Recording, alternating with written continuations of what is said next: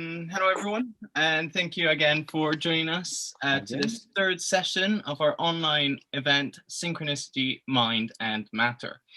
I'm James Barbieri, Associate Program Director of the Power Center, and I'll be your host for today. Today with me, we also have Eleanor Peat, the Program Director of the Power Center, and Maureen Doolan, the co-founder of the Power Center, who will assist me and you during this call.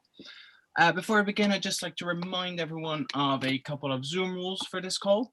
During the presentation, we ask participants to turn off your microphone just to ensure a better quality audio. For this reason, we may mute you if we hear any background noise. And also, if a participant would like to ask a question or make a contribution to the discussion later, you can use the raise your hand function on Zoom or physically raise your hand. And if I spot you, I'll call you out and you can turn on your microphone. Otherwise, you can also write in the chat section in the Zoom call. The chat section will be open throughout the call, so please do write there, as it's a great way to share your thoughts during the presentation. We also invite participants to turn on your video camera, as we believe that seeing everyone's face and reaction creates a nice, inclusive education environment. However, if you don't feel comfortable doing so, feel free to just keep it off. And the last thing is that all sessions will be recorded for archival purposes. The recordings should show up at some point next week. We're a bit late this week with the recordings, but they should be on time this week. And now we can begin. At the beginning of each session, we will be opening with a poem by poet Richard Berengarten to create a space that will help us enter the world of synchronicity. Richard is a fellow at Downing College at Cambridge University and is also a prolific poet, writer, and editor. Throughout this series, Richard will read poems from his book Notness, which includes a section of 10 sonnets entitled On Synchronicity, and his ambitious Changing, an homage to the I Ching.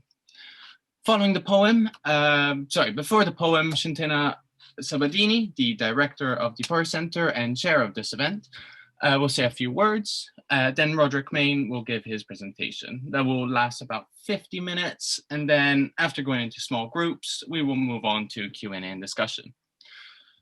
Today, we welcome Roderick who will give his presentation entitled Numinous Matter, Synchronicity and the Reanimation of the Physical World.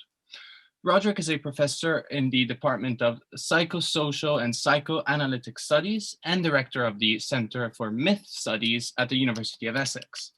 He has published several books, such as The Rupture of Time, Synchronicity, a Jung's Critique of Modern Western Culture, and the book Revelations of Chance, Synchronicity as Spiritual Experience, and is also the editor of the book Jung on Synchronicity and the Paranormal.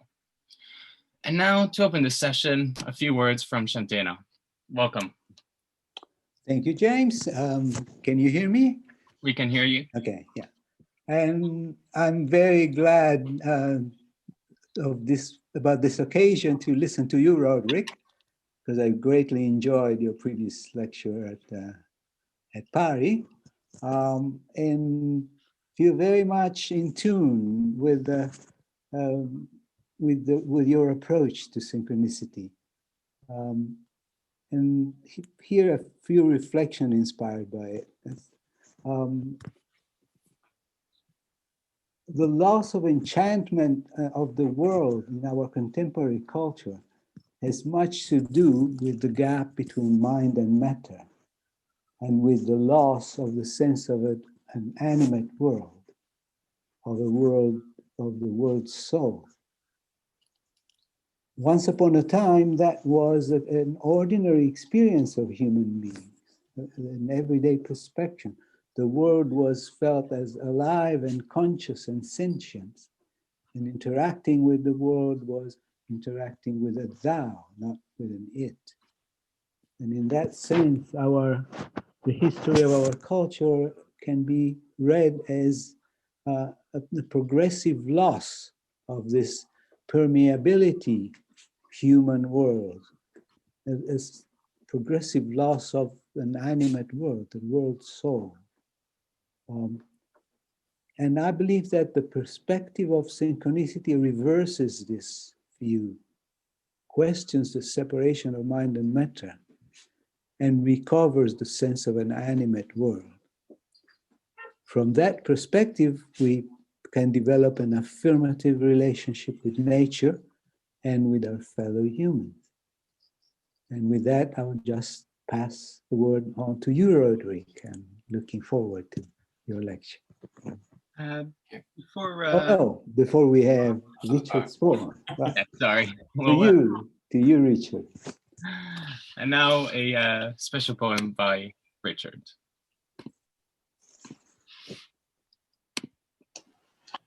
Hello, this is Richard Berengarten calling you from Cambridge. Here is the second poem from Notness about synchronicity. When it arrives. You are not focused, not on anything when it arrives. It strikes you unawares. It can't be faked, and no conceit prepares its rendering a subtle now surrendering. It has no antecedents. As for heirs, its will is here now, which redeems its shares as it alerts you in a listening, a corrugated wave-like glistening to your whole self and world, each coiled in each infinite depth, in infinite outreach. Your being, adrift in daydream or faint daze of blurry perturbation, misted haze, is opened and a luminescent glaze arrays the world of this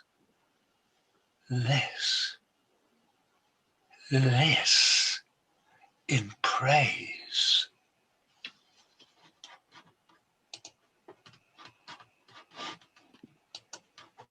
Well, thank you very much, Richard, for that poem. And now, without further ado, Roderick Main, welcome. Okay, thank you very much, James, and thank you for the poem, Richard. Thank you, Shantina, for your introduction, and thank you, Eleanor and Maureen, for the invitation to present here. I'm going to share my screen and go through a PowerPoint presentation, which should take me about 50 minutes. Let's hope this works. So,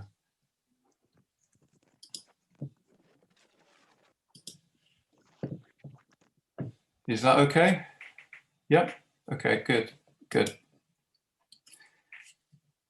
Okay, so I'm going to talk about synchronicity and the reanimation of the physical world.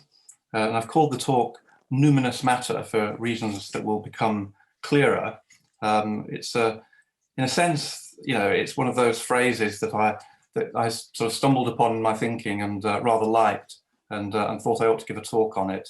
And once I committed myself to it, it proved quite challenging actually to make sense of what I'd intuited. But here we go.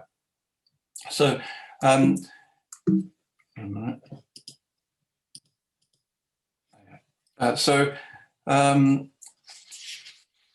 going to talk about, first of all, the problem of the deanimation of the physical world, as Shantina has just very concisely and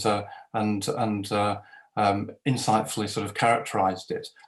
My talk is going to focus largely on the thought of Carl Jung, who of course is the originator of the concept of synchronicity, and we'll be looking at how his thought, principally his idea of synchronicity, but also his thinking about alchemy, are a resource for the reanimation of the world, for converting our conception of of matter from a sort of a desouled or deanimated one to a reanimated, or as I've called it, a numinous one. So here is a statement that Jung made late in his life. He said, "Through scientific understanding, our world has become dehumanized. Man feels himself isolated in the cosmos. He is no longer involved in nature and has lost his emotional participation in natural events, which hitherto had a symbolic meaning for him. Thunder is no longer the voice of a god, nor is lightning his avenging missile. No river contains a spirit. No tree means a man's life. No snake is the embodiment of wisdom, and no mountain still harbors a great demon.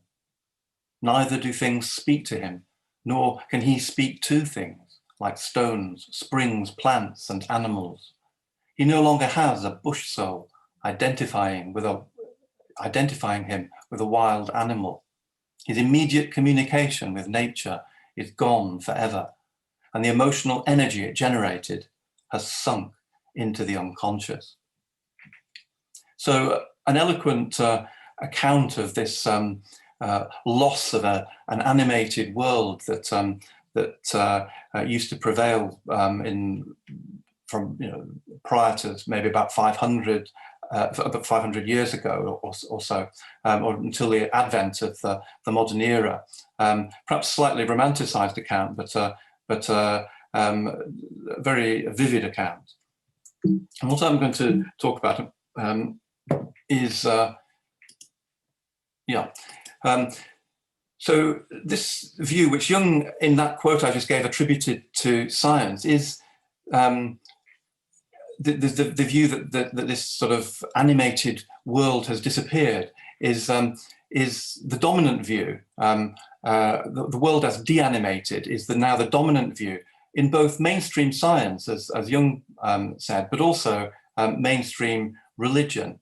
And the view implies that matter, rather than being sort of animated in the way that it was in the past, is now considered to be inherently passive and devoid of any sense of meaning. Passive, inert, devoid of meaning.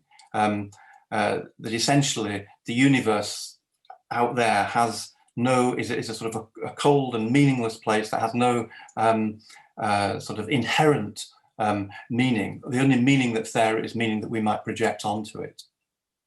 In itself, it doesn't have meaning. And this is the view that is sort of rooted in a conception of matter as passive and devoid of meaning.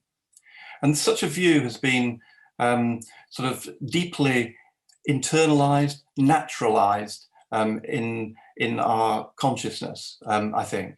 And even when we consciously subscribe to alternative views than that one, I think it's our actions and sort of beliefs and presuppositions are sort of informed by this view of that matter is fundamentally inert and meaningless. So even if we say otherwise, it's been so ingrained into us by our education, by science, by the religion, and by our economic practices, and so on, that our actions imply that we treat matter as inanimate, or as fundamentally meaningless in the kind of way that Jung characterized. And such a view promotes a view of nature as brute and desacralized, something that can be exploited for profit and gain, for economic advantage, and this view underpins various forms of scientific, technological, economic, and political exploitation that sort of characterize the relationship of humanity to the world over at least the last couple of hundred years and more. So this is the sort of view that the world is deanimated. And as I say at the top, in the first bullet point here, it's not just the scientific view that's characterized it, but the religious view that has been dominant within Western culture that has informed this. So I'm going to talk next about what I see as the theistic roots of deanimation. And I think one can see that these roots go back to the very structure of the sort of theistic worldview that is characteristic of the main monotheisms that have been dominant in the world: Judaism, Christianity, Islam, in their mainstream forms, which all with their different nuances affirm that the divine God is separate from the world, that the divine God is not affected by the world, doesn't need the world, is not affected by the world, and yet that the divine or God is more than the world. So these sort of three propositions are characteristic of this sort of classical theistic view that informs the religions. And this view stems, it has been argued, by the Egyptologist here, Jan Assmann, from what he calls biblical monotheism. He distinguishes between two kinds of monotheism, one of which is biblical monotheism, the idea that God is one, there is one God, and thou shalt have no other gods. All other gods are sort of erased from the picture and denied any reality or comparable reality. He distinguishes this from another kind of monotheism, which I'll talk about again towards the end of the talk, called evolutionary monotheism, in which again God is considered to be one, but in the sense that all gods are one. In other words, there isn't a separation between God and nature or other gods, because those other gods are parts of the one God, as it were. So it's a different kind of monotheism. This is Assmann's idea, which I'll draw on again later. But in relation to theism, this has been highlights the idea that the one God is ontologically different from and superior to anything else. So it establishes a radical separation between God and nature. And for nature, you could read other gods, if you think of a polytheistic view where the different aspects of nature are characterized in terms of gods and divinities. And this relationship of separation and, in fact, superiority between the God and what God represents and nature and what nature represents sets the pattern for relationships within the human world between different groups of people, those who have the sort of attributes that are associated with God, you know, the greater store of rationality, for example, and those who have less a lesser share, if you like, or are perceived to have a lesser share of rationality. So there's a sort of relations of superiority and inferiority established on that level. Also between the human and the natural world, the brute natural world, the non-rational natural world is perceived as inferior. And similarly, the relationship between psyche and matter, between mind and matter. So you get this idea of a fundamental separation or split, and also a sort of superiority of one term over the other. So the divine in this understanding is separate from matter. Matter it is the source of value and meaning and so on is on the side of the divine, and matter is left as inherently inert, devoid of meaning, and not even incapable of motion or action unless sort of impelled by a divine force that is a force that is put there by the divine. So this is the sort of some of the implications of the theistic view, and this view is in fact, you know, is sort of fundamentally dualistic. in the sense that you've got this dualism between God, who is ontologically quite different from nature, and that sort of translates into human human terms, in the human sphere, in terms of a parallel distinction between mind, which is sort of considered ontologically different from matter. But then this sort of dualistic view can become materialistic when, this sort of separation of the divine from nature becomes so radical. The divine is separated, considered to be so radically superior and different and other than nature, that it's sort of removed totally from the picture of creation, as in the sort of deism that came that came into prominence at the same time as the start of the scientific revolution. So when, as in Pierre Laplace's statement, the hypothesis of God became unnecessary and was just forgotten about or dispensed with, you just get left with the material universe, a sort of a mechanistic, deterministic, material universe, with God having been so removed that it's no longer under consideration. So this is the sort of problematic situation, as it were, the deanimation of the world, associated very much with the rise of science, but actually having arguably, I've argued, theistic roots in religious roots in the development of religion. And this is an argument that one finds in a very similar form in Max Weber when he writes about the disenchantment of the world. So how, given this situation, can synchronicity contribute to a reanimation of the physical world? And I'm going to look at a number of factors. First of all, I'm going to look at some synchronistic phenomena. Then I'm going to look at some conceptual implications of synchronicity, in particular at the role of the psychoid archetype. These terms will be explained when I get to them. Then I'm going to talk about what I mean by the notion of numinous matter, and finally connect that to Jung's alchemical narrative. So I'd like just to sort of briefly relate a few synchronistic events. I'm taking these from the works of Jung. Some of them well known, some of them maybe less well known.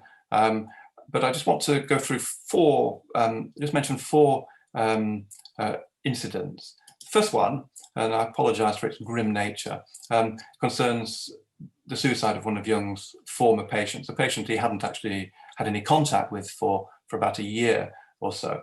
But this patient, Jung was at a talk, had given a talk, he was staying in a hotel somewhere. He went to bed, he felt very restless, and then he'd just about fallen asleep, maybe about 2 o'clock in the morning, when he was suddenly woken up with the sense that somebody had entered the room. He sort of immediately put on the light, went and had a look, and couldn't see that anybody had entered the room, looked in the corridor, there was no sign of anybody. So he went back to bed, wondered what had happened, and realized that he'd been woken up actually by a dull pain in his head. And then a feeling of pain at the back of his skull, and then the following day or a couple of days later, he received a telegram telling him that his former patient had committed suicide by shooting himself, and that the bullet had come to rest in the back of the skull, just where Jung had experienced the pain in himself. Now Jung mentions this as a sort of an example of synchronistic phenomena in relation to the transference, but I'll want to pick out some features of it in a moment. But I'll just mention a few other experiences. The second one is the famous scarab incident. In this, I'm sure most of you will already know, a patient of Jung's had had a dream of being given a jewel in the form of a scarab beetle, and while she was relating this incident to Jung at the next session she had with him, there was a tapping on the window. Jung had the presence of mind to open the window. In flew an insect. He caught it, showed it to his patient. It was a scarabaeid beetle, and this this synchronicity became for Jung the paradigmatic synchronicity of his theory, and he used it to and it had also a very beneficial effect, he says, on the therapy of the patient. That's the second one. The third one, he mentions this just in passing, actually, and it's an experience of the French sort of scientist and psychical researcher Camille Flammarion, who was writing a book on the atmosphere, and he was just finishing off, or he was working on the chapter on the force of the wind, when the wind sort of blew into his room and blew all the pages off his desk and out of the window.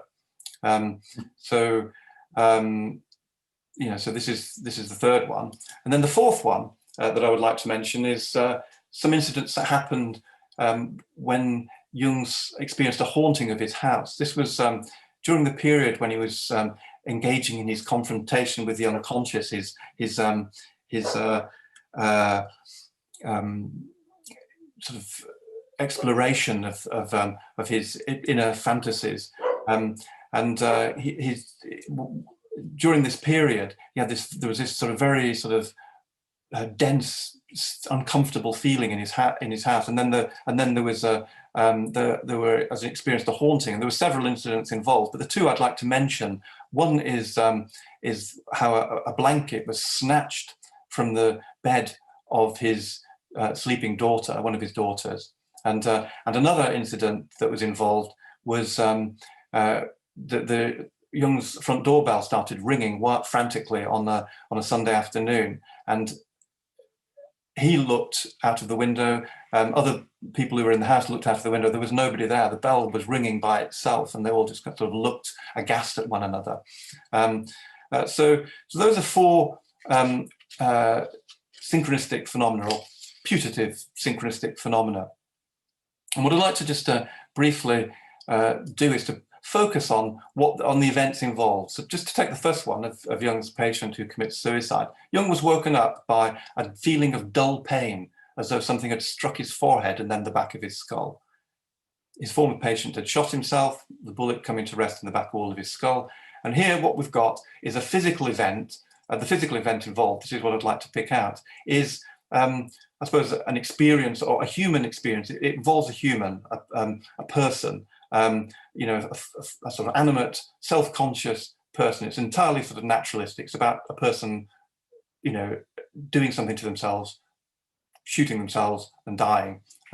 So it's a physical experience of a human. So that's the kind of event that we've got there. The second incident, where you've got the telling of the dream of this scarab jewelry, the appearance of a real scarab. What we've got here, the physical event, is the behavior of an insect. So again, it is an animate creature, but this time, presumably, it's not self-conscious, at least not in the same way that a human is. But nevertheless, it's still a naturalistic happening. In the third example, we've got Flammarion writing about the wind force, the wind blowing his papers out of the window. And this is a meteorological phenomenon. So it's not animate, it's an inanimate phenomenon. But again, it's a naturalistic phenomenon.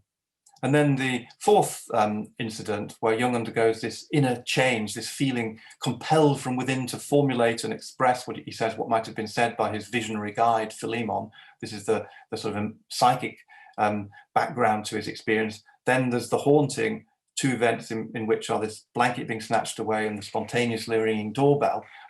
Here, we've got the anomalous behavior of physical objects, a blanket being snatched away. So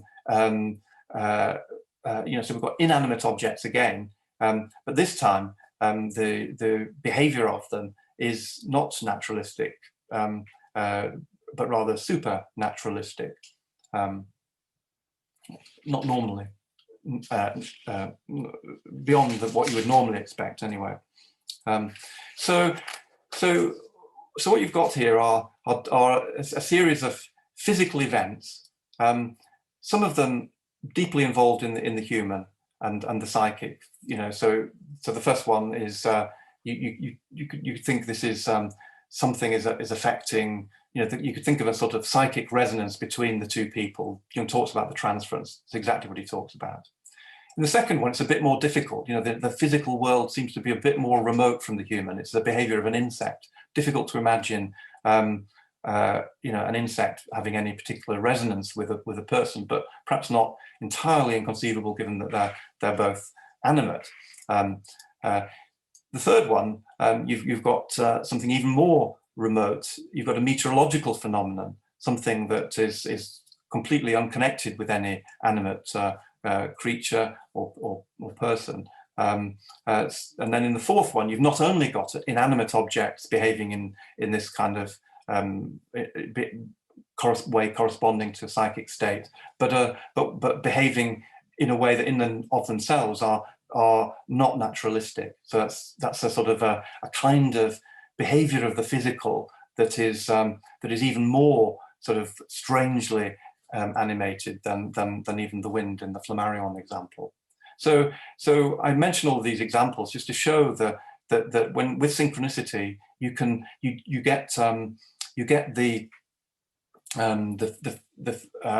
physical behavior corresponding to the psychic state happens, even if it's really far removed from any sort of ordinary psychic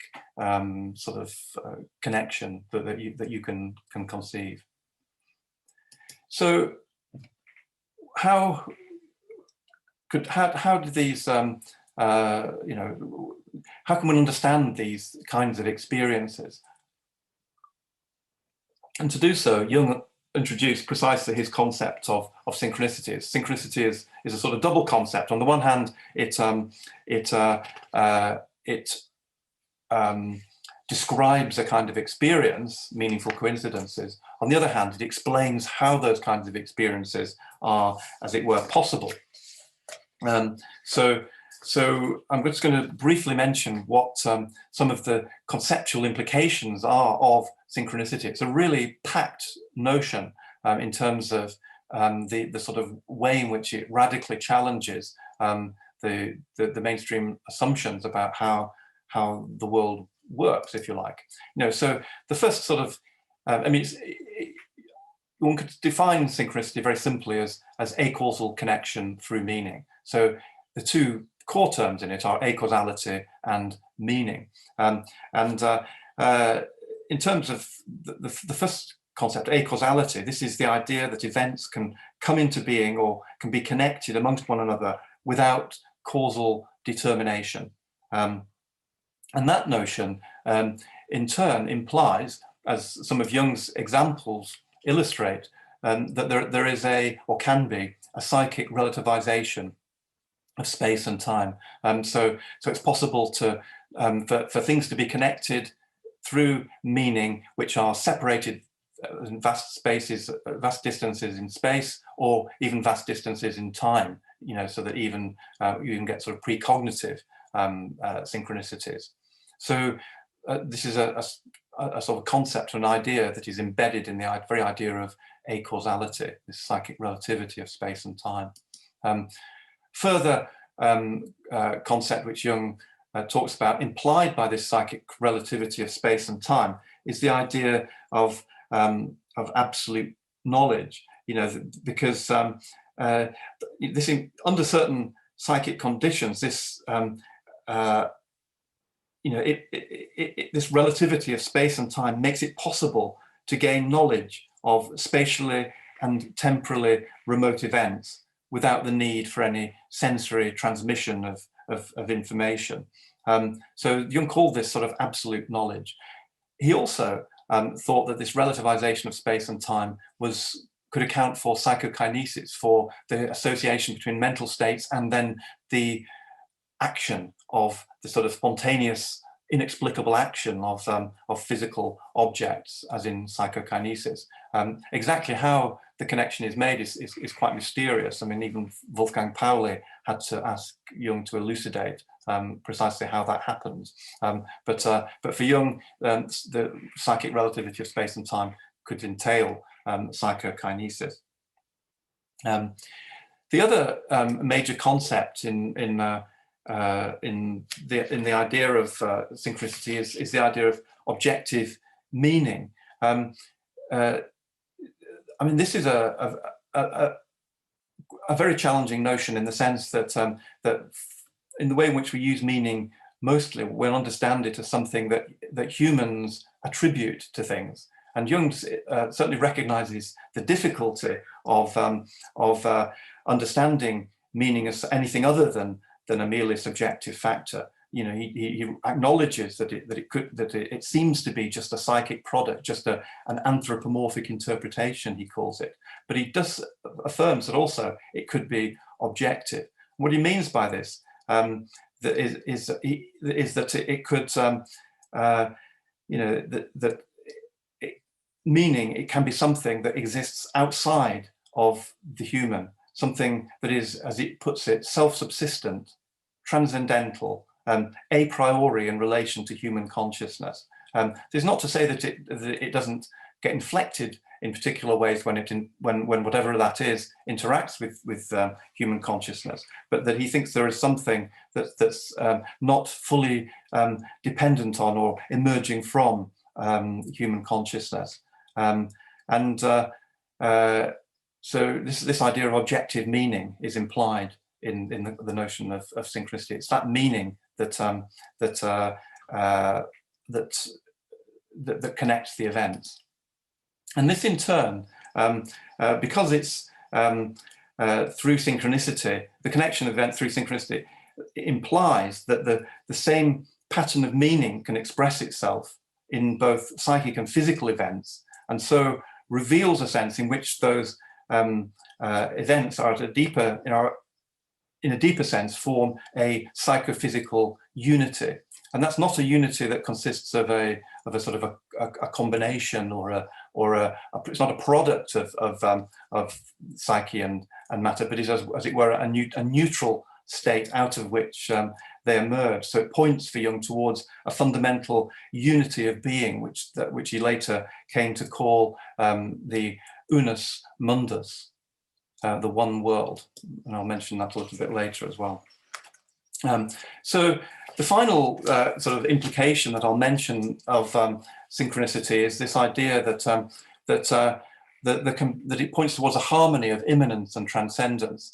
The immanence is the psychic and physical events are events that, for the most part, well, they happen in the world that we know, in the empirical world, and yet something in the synchronicity that is transcendent to those, the meaning that connects them, also sort of emerges or sort of appears within those moments, as a sort of an epiphany of meaning within the experience. So synchronistic events have this sort of harmony of immanence and transcendence.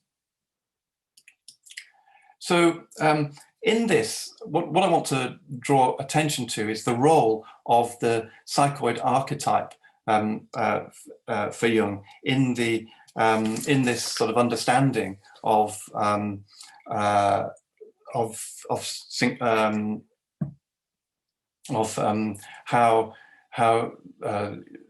the meaning of synchronicity emerges. So for Jung, in fact, Jung doesn't himself talk very much about meaning, but Robert Aziz, who wrote a book on this topic back in 1990, identified 4 levels of meaning that are implicit in what Jung says. And those 4 levels are, first of all, the paralleling of content. The synchronicity is meaningful in the sense, it's a meaningful coincidence in the sense that the same meaning is expressed in the psychic event and in the physical event. It's a paralleling of that content. That's the first sense. The second sense is that meaningful in the sense that there's a charge, a synchronicity has a deep emotional charge, sort of pre-rational sense of meaning, sense that something is going on, something enlivening, animating is happening here. So there's an emotional sense of meaning. Then there's a subjective or transformative sense of meaning, and this is how the synchronicity relates to the experiencer, what role that synchronistic experience has in terms of their personal development or transformation, their individuation in Jung's sense. When he described the patient with the scarab, you know, after the experience, he said that this sort of broke her out of her excess rationalism and enabled her therapy to continue, her development to continue successfully or productively. And then the final level of meaning, which as is calls the archetypal or objective level of meaning, is the expression of the archetypal meaning within the event, sort of regardless of its particular way in which that might play itself out in the transformative drama of the experiencer, but just the fact of this archetypal meaning instantiating itself in the world through that experience. And so in Jung's scarab example, it was the archetype of rebirth that Jung thought was instantiated. His patient had a rebirth experience, but the idea of the archetype of rebirth was expressed in and of itself through that experience. And one can argue, as I have elsewhere actually, that may, at least in Jung's mind, may have been relevant not just to that patient, but sort of culturally as well, that the rebirth that he was talking about in relation to that experience was one that was relevant to the culture as a whole. So as this calls the final level here, archetypal, but in fact, all of these levels of meaning are based on the archetype. The paralleling of content, it's because of the psychic and physical events both being structured by the archetype that they have the parallel content. The numinosity is a characteristic of archetypal experiences for Jung, and the transformative process of individuation is sort of driven by the sort of emergence experience of archetypes in Jung's individuational model. So the archetype really underpins the whole idea of meaning for Jung. But it's not just, the particular understanding of archetype, which in fact synchronistic experiences helped him to arrive at, was that of the archetype as psychoid, by which he meant that the archetype can't be represented psychically. One can never. It's the archetype operating at a level which is never sort of fully accessible to the mind, but it's a level at which it's capable. The archetype is capable of organizing not just mental events, mental imagery, and so on, but actually physical matter as well, and not just sort of the matter of a particular person's organism, the organism of the experiencer or whatever, who might be experiencing the image, the psychic image, but also matter physically in the world, as we saw in some of those examples, where the wind or an insect or a bell or whatever can be in some way influenced or activated by the archetype. The archetype can express itself through those physical entities or whatever. So as Jung says in his Synchronicity essay, the archetypes are not found exclusively in the psychic sphere, but can occur just as much in circumstances that are not psychic. And he refers to the equivalence of an outward physical process with a psychic one.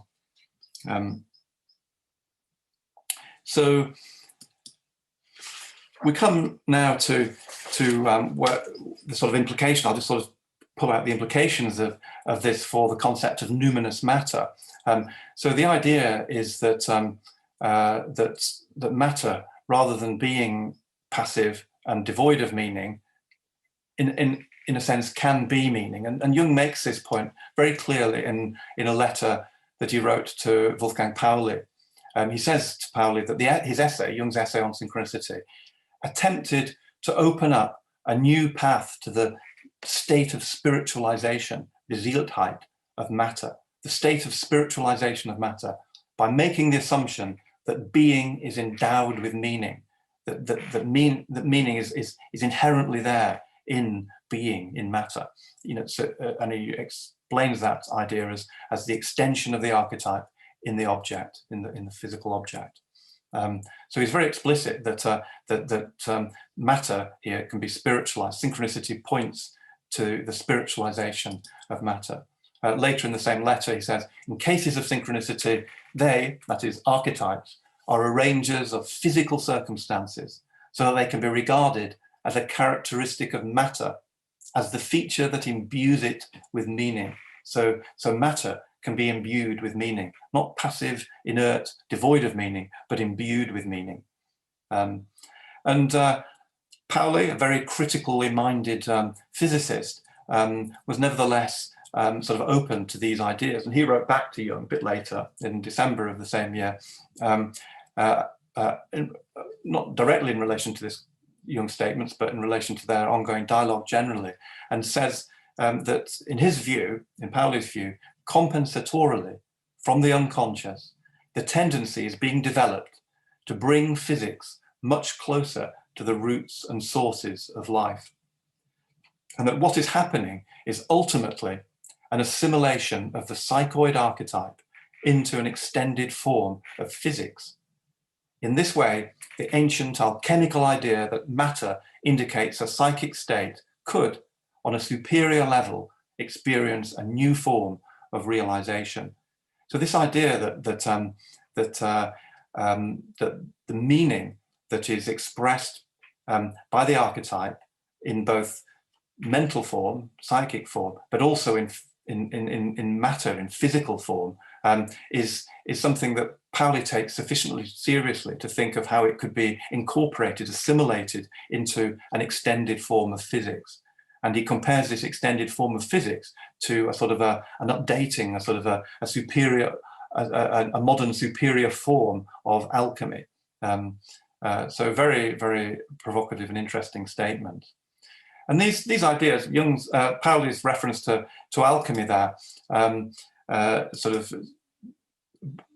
is echoed or reflects how Jung understood the alchemists. He says that in reality, this is what a statement he makes about the alchemists, that in reality, their labors elevated the body into proximity with the spirit, while at the same time drawing the spirit down into matter.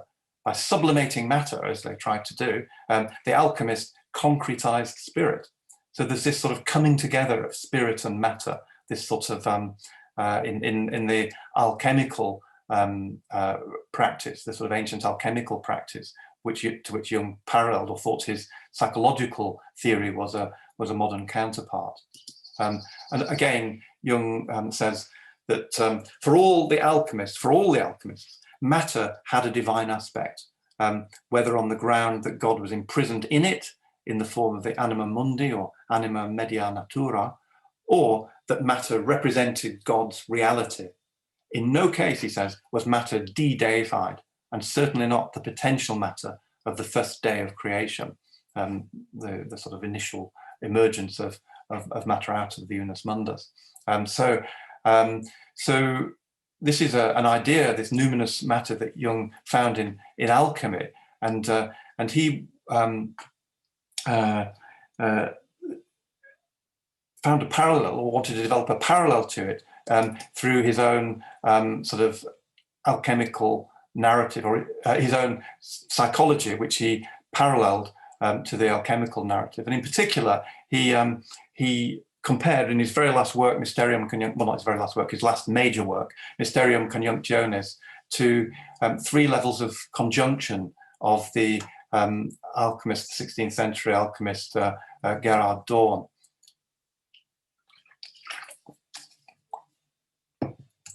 So I'll just talk through briefly these sort of conjunctions, for the reason that it shows how Jung is using this material, and also sort of raises an interesting question about the relationship between the deanimated, the process of deanimation and reanimation. So Dorn described the alchemical process as involving a series of three conjunctions. The first of these conjunctions, which he called the unio mentalis, the mental union, consists of a union of spirit and soul.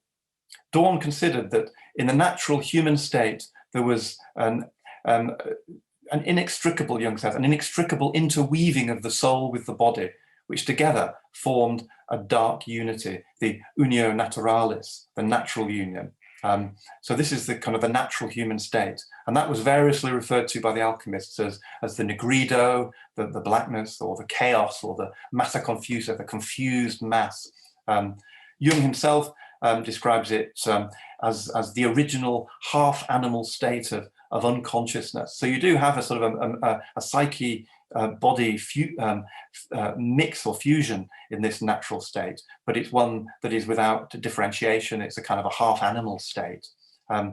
But through the operation of spirit, that is through the discriminating power of conscious and rational thought, it's possible to extract the soul from its enchainment to the body, the alchemists believe, to free it from its fetters in the things of the sense, and thus to set up a rational spiritual psychic position over against the turbulence of the emotions, Jung says, a position which is immune to the influence of the body. So in Jung's psychological and psychotherapeutic terms, this overcoming of the body involves making conscious and dissolving the projections that falsify the patient's or individuating person's view of the world and impede his or her self-knowledge. So acquiring greater self-knowledge through dissolving these projections brings neurotic symptoms under the control of consciousness and fosters inner certainty and self-reliance. So that's the mental union of the alchemists, one of the important unions translated into Jung's terms. But interestingly and importantly, this union is purely intrapsychic. It's a state of interior oneness that's achieved. It's a psychic spiritual union. So as such, it leaves the body and the material world unintegrated. It extracts the soul from its animal fusion with matter and brings it into order. But it leaves it results in a deep split of the unified spirit and soul from matter and the body. So Jung, for that reason, doesn't denigrate the process. In fact, he considers it indispensable for the differentiation of consciousness. But since it was the soul that animated the body, a consequence of the soul's separation from the body by its union with the spirit is that the body and its world, the material world, appear dead. This is the deanimation. So the problem confronting the alchemists for Jung was how to reanimate the body by reuniting it with the soul in a way that was not simply a return to the confusion of the unio naturalis, the natural union. And this was the task of Dawn's second conjunction, how to reunite the united psychic spirit with the body. In Dawn's terms, the solution to this problem of how to unite the unio mentalis with the body was the alchemical process that resulted in production of what he called the chylum, and the heaven, the kingdom of heaven on earth, or a heavenly substance in the body. He describes it in various ways, or the blue quintessence. Dawn described various alchemical procedures for the production of that mysterious substance, but in Jung's interpretation, those procedures are equivalent to, in his modern sort of interpretation, are equivalent to projected symbolic expressions of the process of individuation and its facilitating method of active imagination. And the chylum itself, the product of the process, is for Jung a symbol of the self. So given that that's the case, as such, the chylum was the image of God, the imago Dei, which could be symbolized by the mandala for Jung and by the central alchemical figure of Mercurius, who, as both matter and spirit, symbolizes, is one of the symbols that Jung uses for the self, as embracing the bodily sphere as well as the psychic. And he says that it represents not only a spiritualization of matter, but also a materialization of spirit. So this is the work that is needed to bring the separated body and back into the separated psyche spirit from the body back together. In Jung's case, the process of individuation. In the alchemist case, the process of alchemical work that resulted in this second conjunction. But that this process isn't entirely completed here. There's a further stage, which is and Jung says that what the second conjunction achieved was in fact the representation of the self in actual and visible form through symbolic images, but that this was, he says, a mere rite d'entrée, as it were, a propedeutic action, a mere anticipation of the self's realization. And he says the final realization, which is the sort of ultimate state of union, the mysterium conjunctionis, could be expected only when the unity of the spirit, soul, and body, that is, the self or the whole person, was made one with the original unus mundus, the one world. And that was the third and highest of Dawn's conjunctions. So those were the three conjunctions that Jung talked about, and drawing on Dawn, and to which he paralleled his own theory or process of individuation. And the second and third of them clearly involve, as he said, a spiritualization of matter and a materialization of spirit, and hence this idea of numinous matter.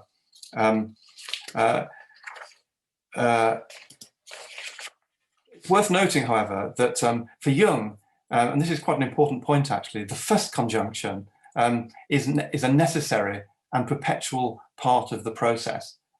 He emphasizes about the alchemists that the process of the first conjunction, which results in deanimation, in the body and its world appearing dead, is actually a necessary process.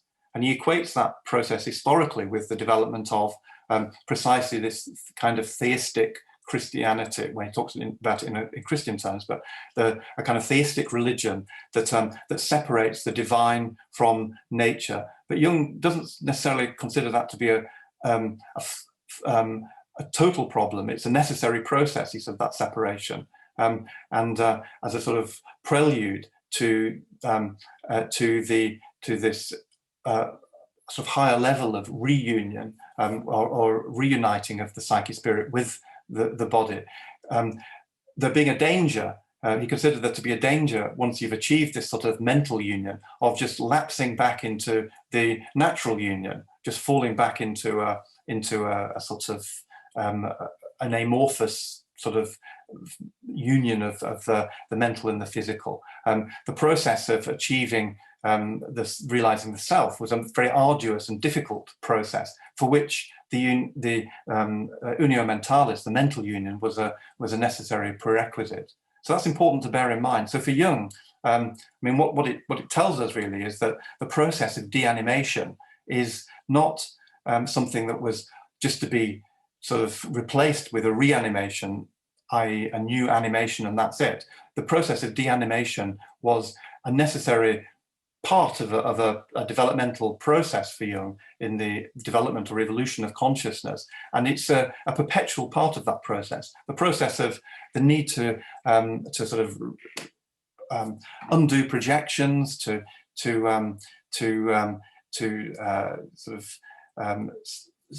achieve this sort of control and discipline and clarity and intelligence that were characteristic of that psyche spirit sort of separation, are important perpetually, even though there is this further state of a reuniting with the body in this realization of the self, or this chylon, as it was expressed in the alchemical terms. So it's almost 50 minutes. I'll very quickly say what my take is on this in relation to the problem of matter and its relations to mind and psyche. Basically, there are different views of the relationship of mind to matter. One is materialism, where all that really exists is matter, and I think Jung's view philosophically does not fit with that, because he doesn't think that all there is matter. He repudiates materialism from his first work, before, when he was still at university, until his sort of final work before he died. So he was not a materialist. Is Jung a substance dualist, or implying a substance dualism, that mind and matter are two inherently different substances? No, he's not. He's implying that there's a one world, a unitary reality. So he's not a substance dualist. Is he an idealist? Does he sort of think that everything is actually mind or psyche, and that matter is a sort of a concretization of psyche? Very sophisticated cases can be made for that, and I know recently Bernardo Kastrup has done so in his recent book on Jung. But I think that Jung's there are a sufficient number of statements in Jung that sort of express his sort of respect for the material world as a sort of domain of reality in and of itself, for that not really to be a satisfactory solution. Was Jung a panpsychist or a pan-experientialist? Again, there are very sophisticated cases that can be made for this. I think versions of it are there in the interpretations of synchronicity of Joe Cambray in his book on synchronicity, and John Whewell, who also uses Whitehead's process thought as a framework for thinking about it. But I think these panpsychic approaches imply that the unus mundus, or the unitary state, would be in some sense a product state, where there is matter, but that matter is also, mind is also there with that matter. It's a sort of a synthetic or a product state. Whereas I think Jung talks about a neutral state, a state which is neither mind nor matter. And Harold Atmanspacher in Zurich, I think, writes most convincingly and in a number of different venues about this, and develops what I think is probably the best fit with Jung's view, which is a dual aspect monist model. That is to say that that matter and mind are two different modalities in which we experience or can know a reality, an ontic reality, which in itself is unknowable, a sort of a unitary underlying reality that in its epistemic expressions appears as mind or matter. They've got their own sort of domains, as it were, but they relate through the unus mundus, rather than sort of interact in a sort of on a par, as it were, with nothing beneath them. So that would be my sort of understanding of matter and its relations to mind psyche. And each of the frameworks that I think is applicable to Jung, matter and psyche are neither reducible to each other nor essentially separate from each other. The two are very closely interrelated. And very last thing I'll say is just to go back to I talked about how theism, classical philosophical theism, was the sort of basis of the deanimated view. And this sort of reanimated view, I think, fits best with the alternative philosophical position of panentheism, in which, rather than God being separate from the world, God is not separate from the world. rather than God not being affected by the world, God is affected by the world, and yet the divine God remains more than the world. This is it would take us far afield to go into this in a lot of detail, but this is a form of thinking that is becoming increasingly interesting to a number of theologians and others working in a variety of fields. And I think, in terms of the thinker I mentioned before, Jan Assmann, this idea stems from what could be called an evolutionary monotheism. It's the idea that that rather than God being separate from nature, God is inclusive of nature, or is not separate from nature. All gods, it's not that one God is real and all the others are kind of false. All gods are one, in the sense that the unity, the monotheism, comes from an inclusion of all the gods, which effectively affirms the intimate connection between God and nature, or a multiplicity of gods, if you like. And this kind of relationship sets this relationship of connection, of connectedness, sets a pattern for relationships among humans, between humans and the natural world, and between psyche and matter, that are much more productive and less exploitative, more participatory, I would argue, than those underpinned by the theistic view. And I've mentioned this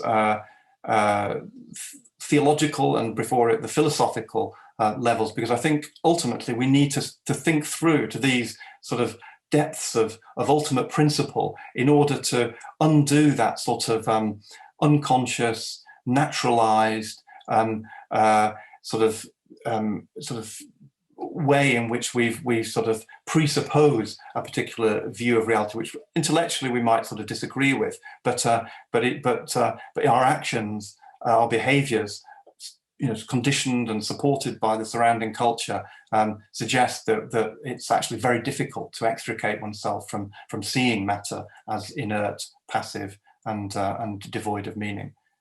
So I think we need to work at this level of philosophy and fundamental metaphysics in order to really extricate ourselves from or to enrich our perspective on and to extricate ourselves from these sort of other views. So I think I'll leave it there. I'll stop sharing my screen and leave it there. So I did go a little bit over what I said. So sorry about that, James.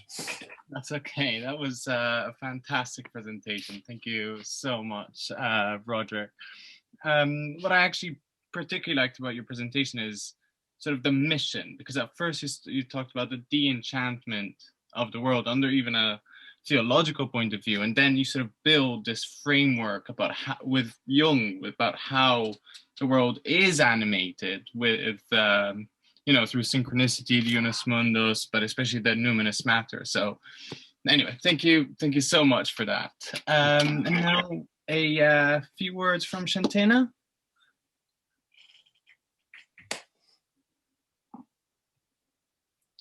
Muted. You're muted.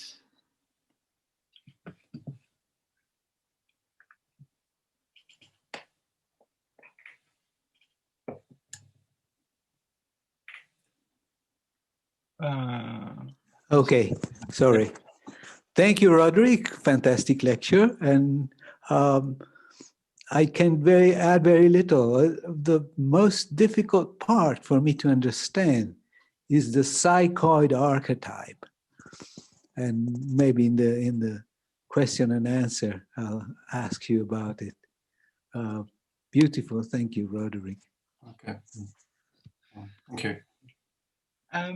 Now we're going to break out in small breakout rooms for about 15 minutes, and Roderick has prepared a question to sort of set off the discussion. Do you want to give the question, Roderick? I'm not sure I can remember what it was.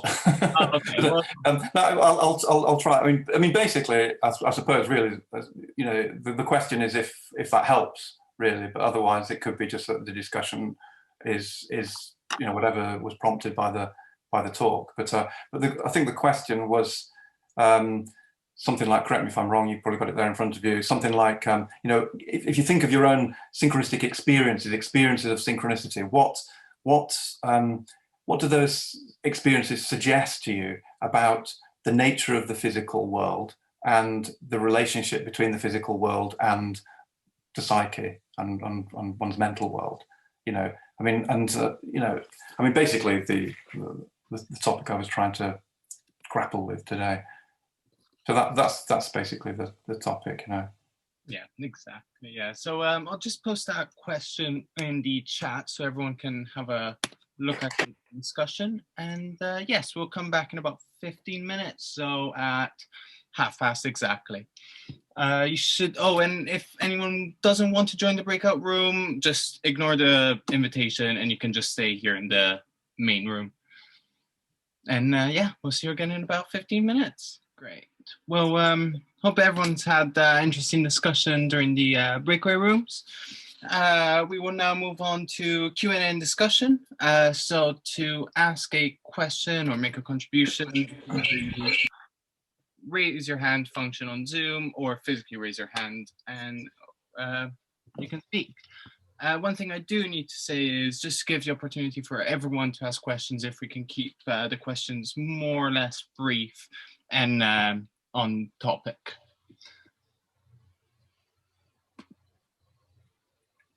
So who wants to go first?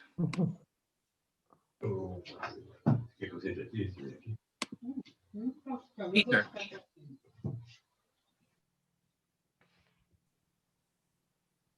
Oh, you're just muted. Yeah, Peter, go ahead. Roderick, I just wondered the Pauli effect. He had the reputation that if he was, well, not only in his laboratories, but even if he was out of laboratories, that maybe instruments would malfunction, etc. So the Pauli phenomena was something recognized by his colleagues. So Pauli being aware of this, presumably that had already given him an awareness or curiosity that there were, use the word, forces in operation that were outside the materialistic framework. Do you think that must have made a contribution to his great openness and speculating with Jung about the relationship between the physical world and the other worlds? Yes, I'm sure it did. I don't know the chronology of the incidents, the Pauli effect incidents, but as you say, they were notorious amongst his professional colleagues in physics. So they probably antedated his relationship to Jung. And if the sorts of things that were talked about really did happen, then I'm sure they did predispose him to be interested. But it's interesting also that it's usually said when that sort of anecdote or those anecdotes are recounted that the professional colleagues said it as a kind of joke, so that they knew that these things did happen, but it was sort of treated as a bit of a joke. In other words, it was the radical implications of what seemed to be happening were not sort of fully explored by many of the people. Although there were other physicists than Pauli who were interested in sort of parapsychological kinds of things as well. But still, for most of them, it was sufficient just to sort of laugh it off, as it were, and not to engage with it. But I think you're right that for Pauli it was quite it was something that he seriously engaged with. He really wanted to understand. So Roderick, this is Jeff Keel. Why do you think scientists react that way to that radical implication? Why? Why are they so resistant? And I speak I was trained in the sciences, so I know I know that reaction or that feeling, but I'm curious as to why the majority of scientists, when presented with the kinds of things you talked about today, the kinds of things like the Pauli effect, that they are severely challenged in those with regards to the radical implications. Yeah, I mean, I think it must be because of, I mean, a couple of things. You know, I mean, one, how much we all invest or have invested, you know, for us, as it were, in our upbringing and our conditioning and so on, in a particular view of the world, and that if that gets destabilized, it's very, very threatening to our whole sense of identity and functioning and so on. So I think that's one level.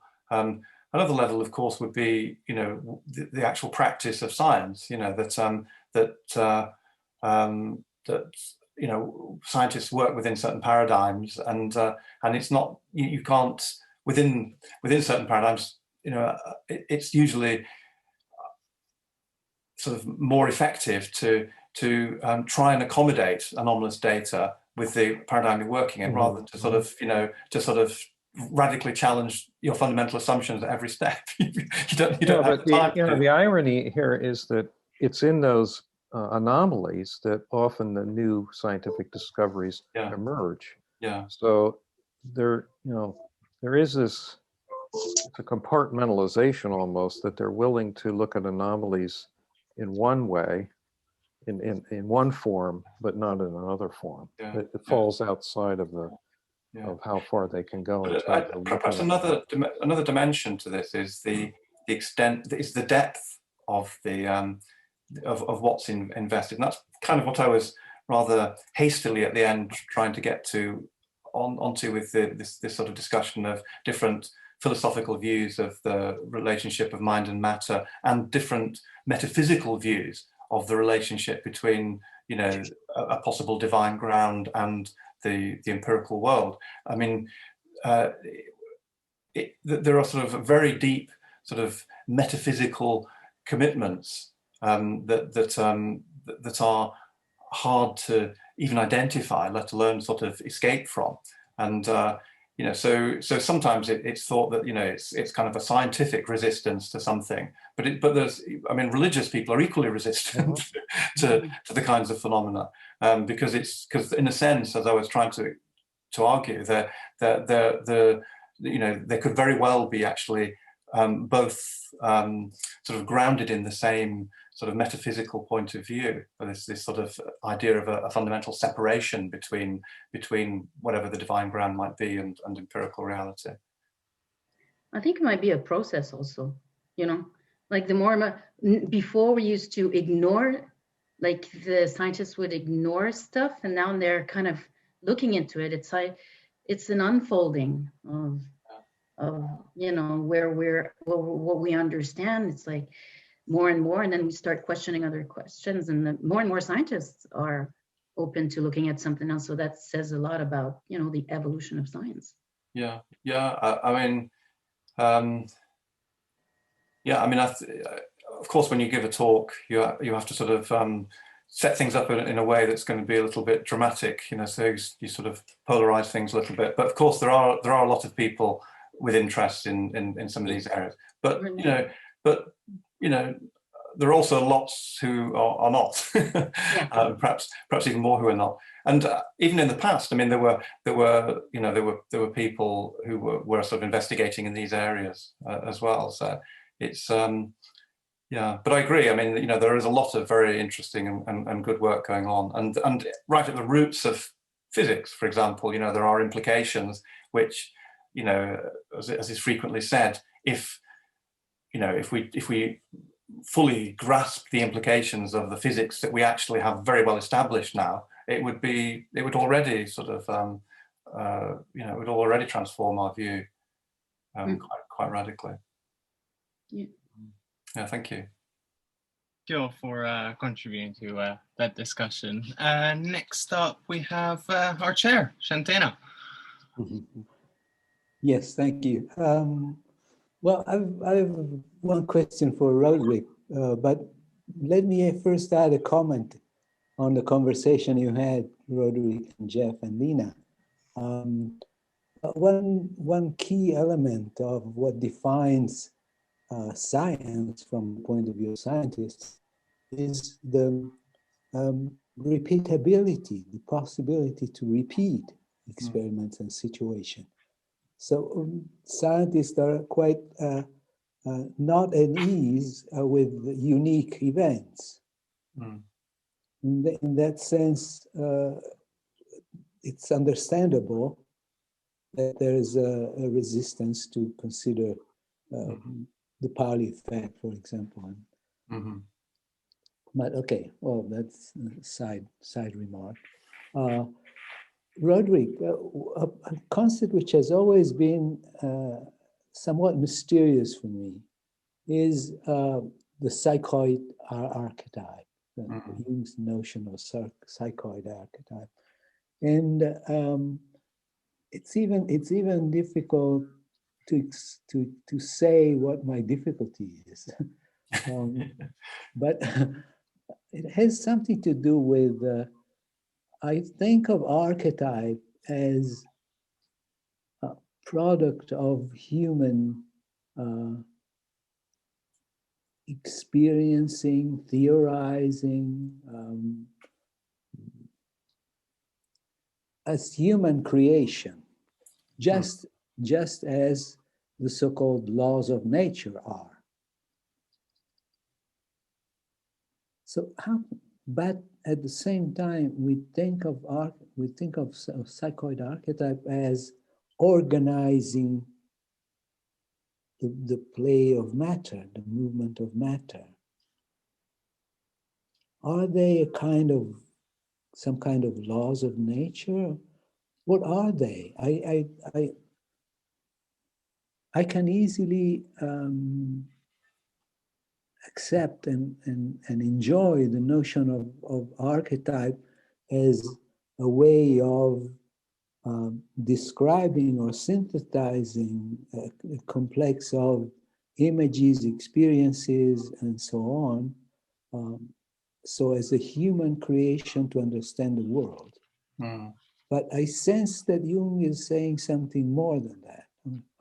And that's where my difficulty is. To grasp that more element. Yeah. I mean, I think Jung's thinking about the archetype sort of evolved over the course of his career. And he certainly, did write about it at certain times as something that was sort of the product, as it were, of repeated human experience and so on. But particularly in his relationship to Pauli, he does seem to have modified his conception of the archetype. So partly perhaps under Pauli's influence, and articulates this idea that the archetype can, in some way or other, structure sort of matter as well as psyche. I mean, when he tries to explain it, he often turns to the archetypes of natural numbers, what he calls the archetypal character of natural number. And he thinks the sort of psychoid nature of archetype can best be expressed in that. In a letter to Pauli, he around the same time as the ones that I sort of referred to today, he refers to the numbers as the simplest and most elementary of all the archetypes, and says that number archetypes help us to locate and describe that region which is indisputably common to both physics and psychology, because he says that numbers possess that characteristic of the psychoid archetype in classical form. So this is his kind of classical example, namely that they are as much inside as outside, so that for Jung, that's why equations, he says, that can be devised from purely mathematical prerequisites will turn out to be formulations of physical processes. So he takes the concept of natural numbers as being his sort of his best example, if you like, of the psychoid. I don't know whether that helps or not, because it is mysterious. It is, and it is a shift in his own thinking, because in his late theoretical essay on the nature of the psyche, where he actually introduces the term psychoid, he first of all introduces it in a sort of more biological context. You know, he refers to people like Hans Driesch, who was this kind of the vitalist and his own sort of boss at the Begerzli, Eugen Bleuler, who used the concept of the psychoid in a nominal sense, but also in a very sort of biological and vitalistic sense as a factor. But he then used it in a different way to characterize this sort of, initially, this unknown area where the mind and the body, the organism, sort of eventually kind of, you know, sort of unite in some way beneath what we can access through consciousness. So it was a kind of biological, and it was tied to the organism in that sense. But then, at a point which is not very easy to actually discern exactly where this happens, he then talks about but he's very explicit that he does think this, that the psychoid archetype can also structure processes that have nothing to do with any particular organism, you know, but the, you know, reality at large, as it were, physical reality at large. And there he must have this idea of, you know, of a sort of a unitary reality or field in which everything is enfolded, and therefore there is this sort of, you know, something, you know, these factors, whatever those factors are, and whatever their relationship might be to, you know, to human interaction with them. And he did think that the deep unconscious could be affected by what humans do consciously. So he was not saying they're sort of predetermined entities, as it were. You know, there was a reciprocity and a sort of mutual transformation, if you like. But he, you know, yeah. So he seems to locate them, as it were, in this sort of unus mundus, in this sort of unitary reality that we can't really know anything about. Right. I don't know. I mean, that probably doesn't help at all. But no, it does help. It does help. And the example of numbers is particularly clarifying for me. Is it? Yeah. Yeah. Well, it clarifies the notion and opens up a larger field of questions, I think. Yeah. Because, well, then, is then all of mathematics the psychoid archetype?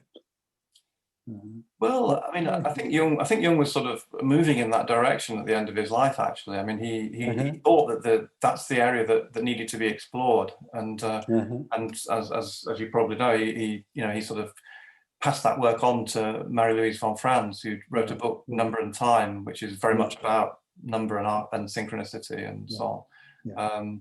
Too bad that Marie-Louise von Franz didn't know much about mathematics. Well, that was yeah, you should yes, well, yeah, but neither did Jung. You see, Jung didn't know that she didn't know, because he knew even less.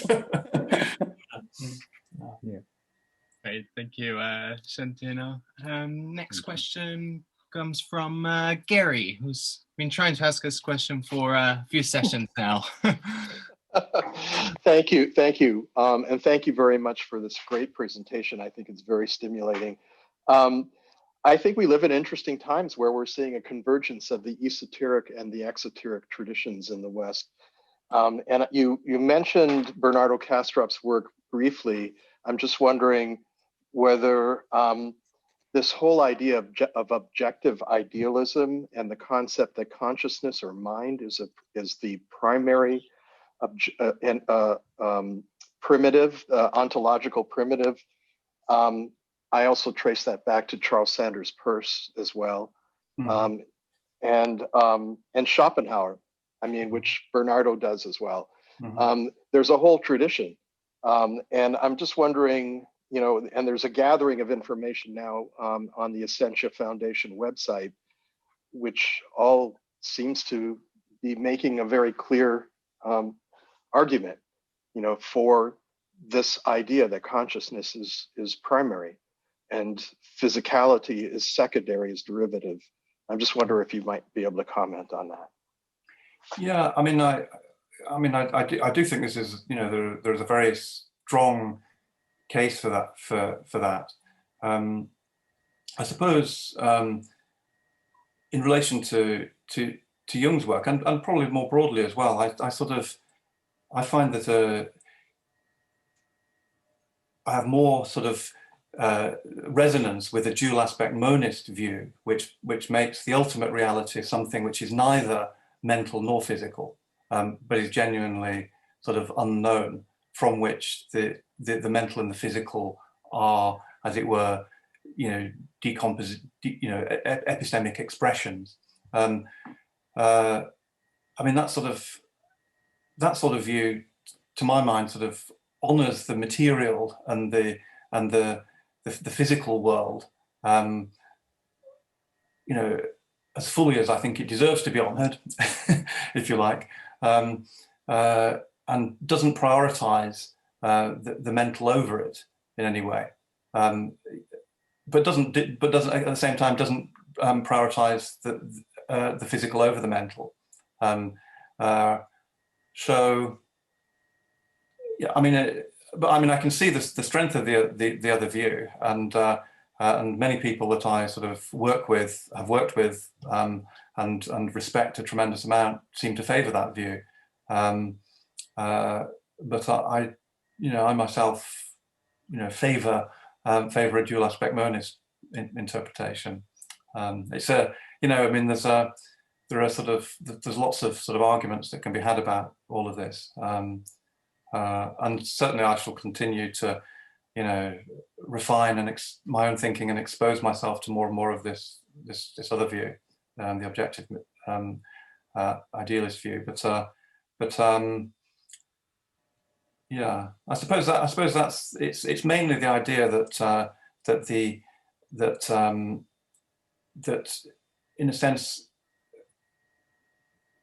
why prioritize the mental, because in the sort of objective idealism, I think in Bernardo's work, for example, when he's talking about Jung, he notes that there are, that Jung uses the psychic in a way that clearly distinguishes it from the physical, so there is that sort of doubleness in Jung. But of course, Jung's main emphasis as a psychologist, and in terms of his own sort of psychocentric epistemology, is the psyche.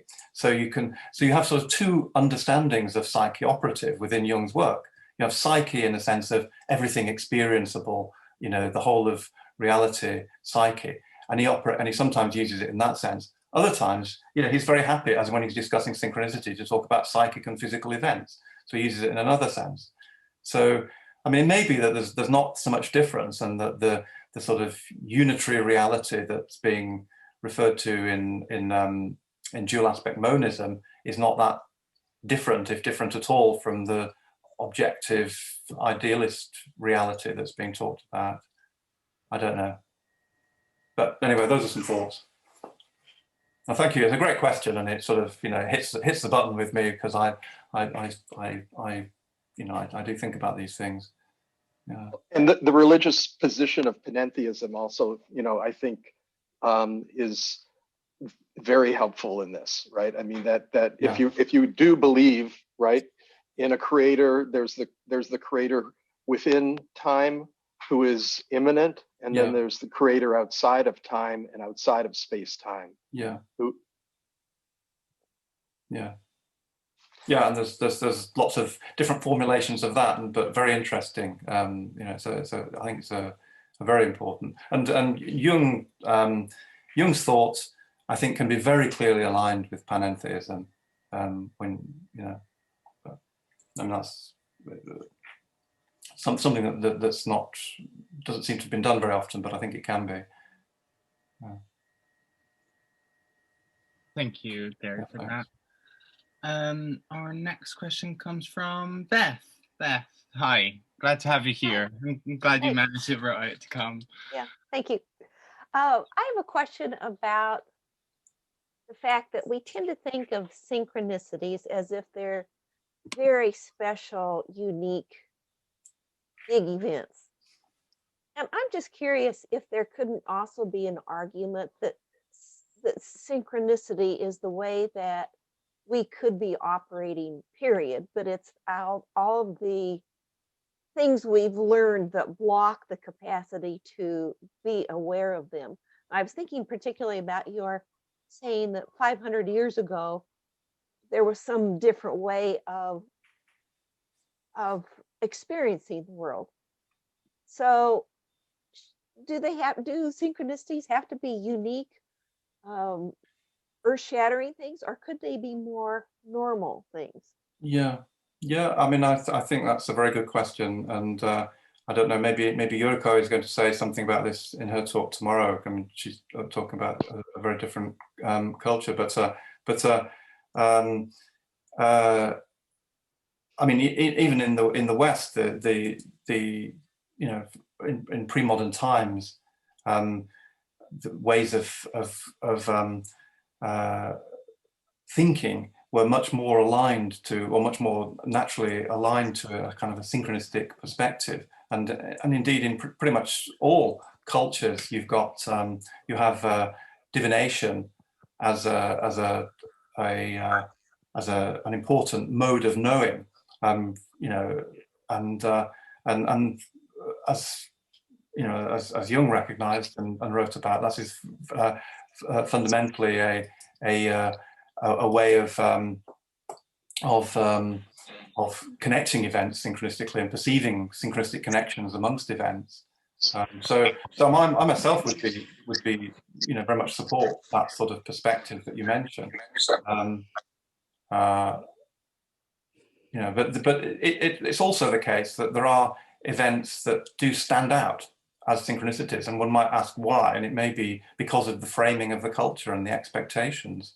But if you can get into a mode of apprehending the world where you're responding to meaningful connections amongst events, reading reality in that kind of way, then maybe it's a different. You know, one doesn't need to be so astonished when these things happen.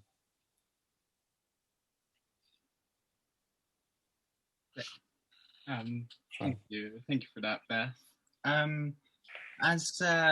you happy to take 2 more questions? Sure, yeah, absolutely, yeah.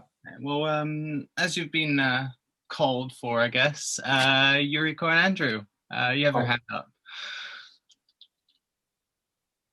Hi, Roderick. Hi, Yuriko.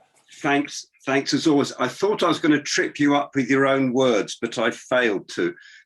It goes back to Gary's question, and the first page of your book, The Rupture of Time, is about the best succinct summary of analytical psychology I've read. And in that you mentioned the epistemological priority of psychic over physical reality. But of course, the point of that, I guess, is that at the end of the day, all I can say from my own experience is that I exist.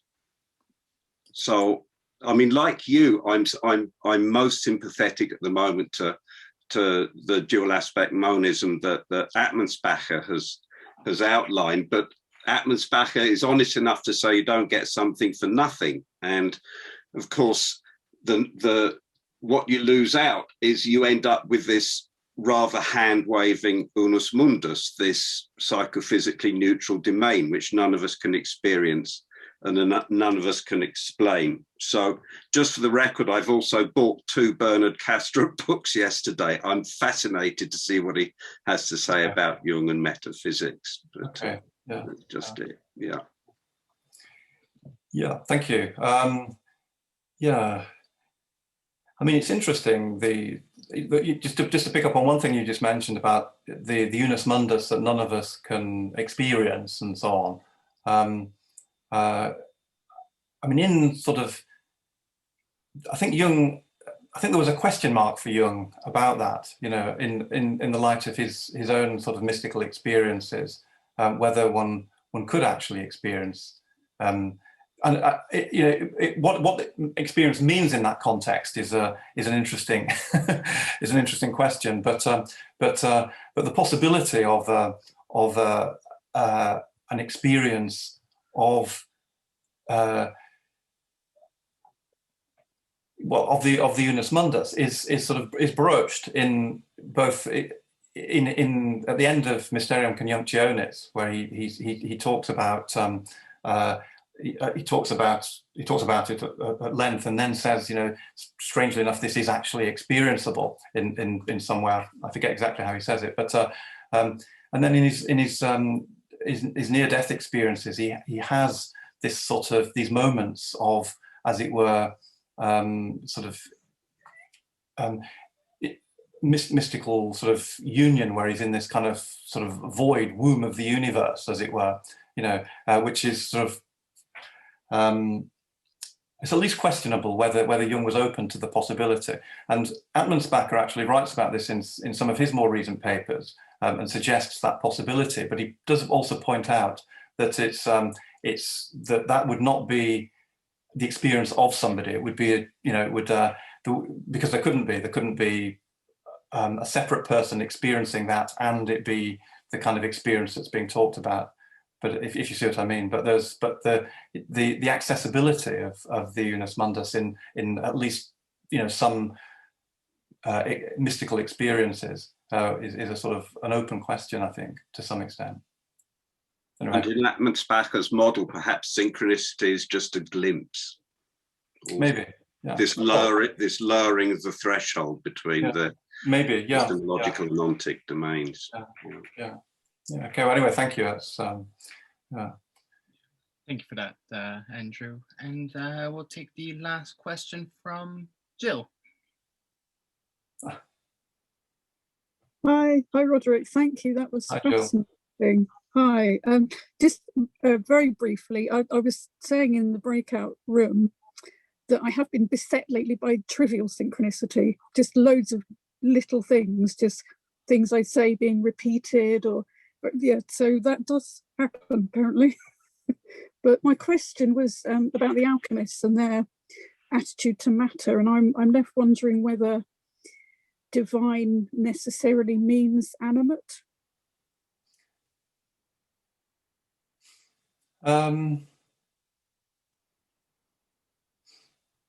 What makes you wonder about that? Can I just ask, just so I don't go off at the wrong tangent here?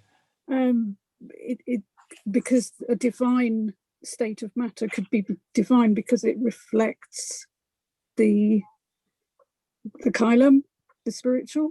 Yeah, I see. So divine in this. Yes, I see what you mean. So we're not expecting stones to get up and walk necessarily. No. I mean, they might, but in many folk tales they do. Actually. They do, yeah. I'm not discounting the possibility. I haven't experienced it myself yet, but I'm not discounting it as a possibility.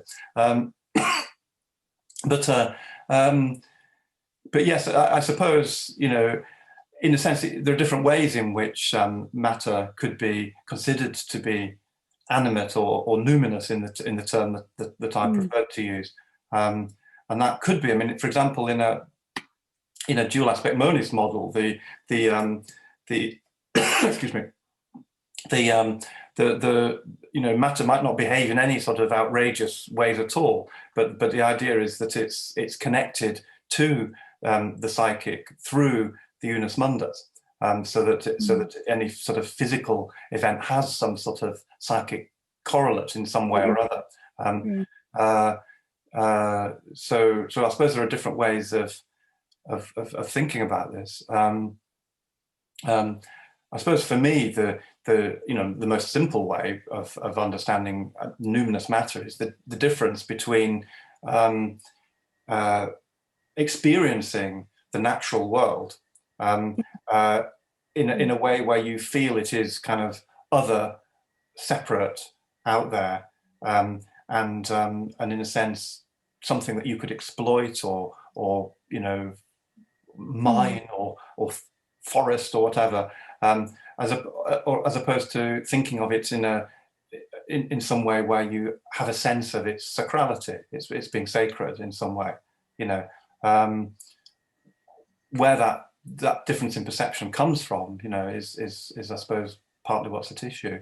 But I wonder if it's something to do with where you perceive the agency, whether you see the the world around you as possessing independent agency or not might make a difference to that. Yeah.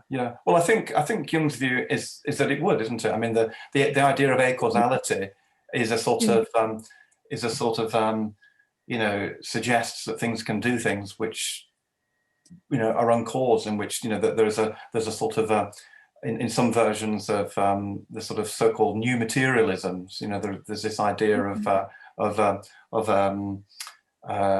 sort of pedetic, you know, sort of like a kind of matter as being inherently sort of have this kind of randomness that continually sort of mutates and transforms, and it's inherently creative in itself. You know, it doesn't need to be inspirited with anything. It's inherently got that, you know, and so there are again, there are sort of different ways of thinking about this. Yeah.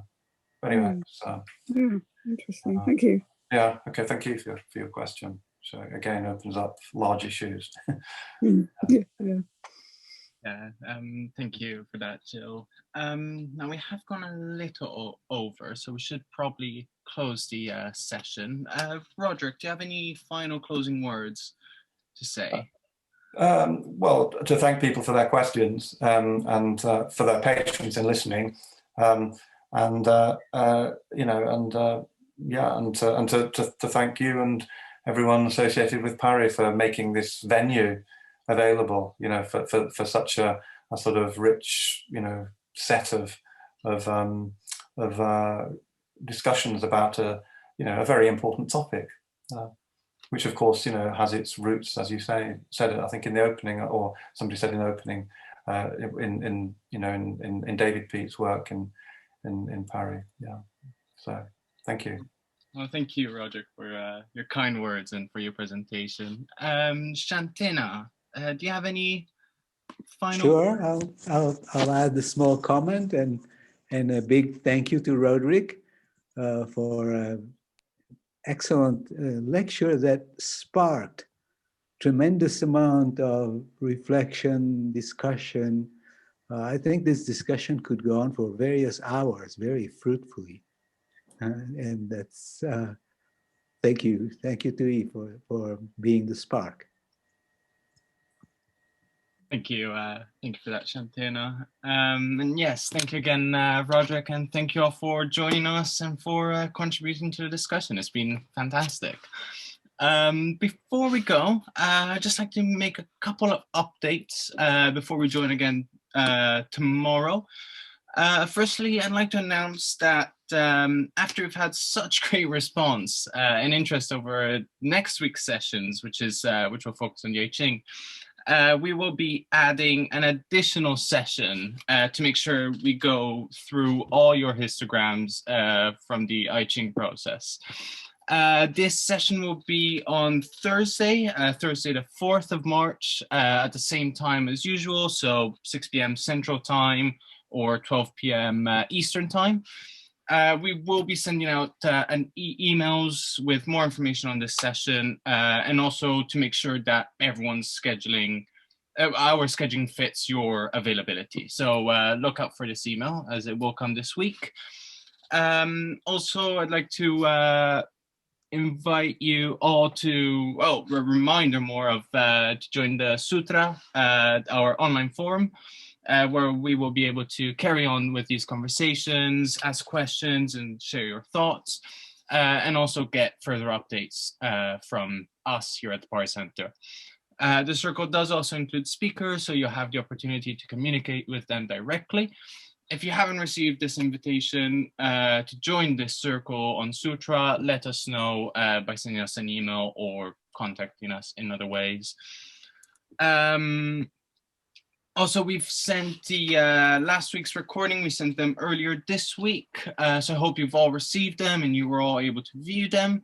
If you haven't received them or you're having trouble accessing them, don't hesitate to let us know. Finally, I hope to see you all tomorrow for the next session of the Synchronicity event with Yuri Kosato, who's here with us today, who will be giving her presentation called Synchronicity, a Common Reality in Japan. So see you all tomorrow for that. And as always, to contact us, you can visit our website where we've got a contact us section, or you can send us an email to either james@partycenter.com to contact me, or eleanor@partycenter.com to contact Eleanor, or even on Sutra via direct message or a post. That's it. Thank you again, everyone, for joining us, and we'll see you again soon here at the Party Center. Bye-bye. Thank you, James. Thank you so much.